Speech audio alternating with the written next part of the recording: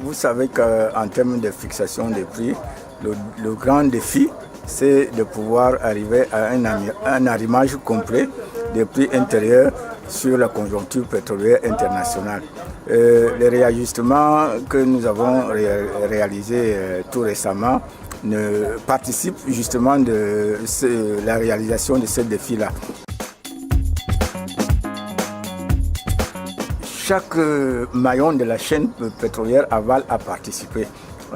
En partant de la Sonara qui a vu par exemple son coefficient d'ajustement baisser de 12 à 10%, en passant par le transporteur maritime qui a vu le niveau du tarif de transport maritime baisser, jusqu'au niveau des marketeurs qui ont vu leur marge baisser de 3 francs CFA.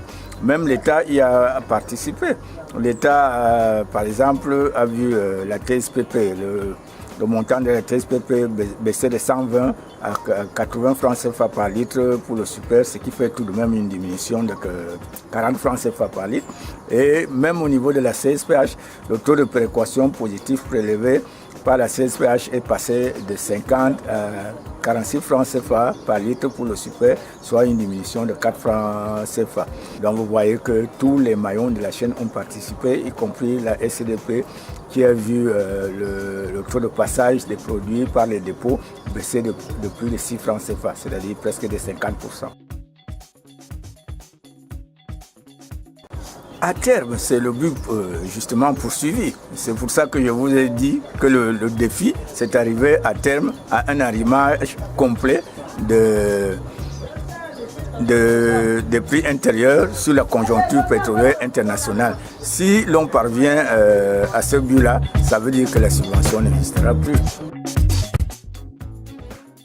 Actuellement, la Sonara est en train de réaliser des investissements stratégiques qui vont permettre à la raffinerie à terme de produire mieux et plus, c'est-à-dire une amélioration quantitative et qualitative de sa production.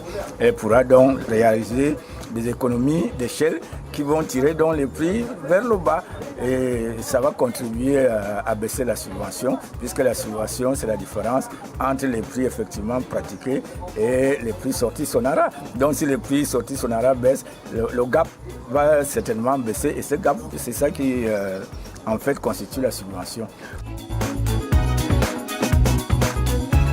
Le fait que le Cameroun soit producteur de pétrole n'influe en rien sur les prix intérieurs.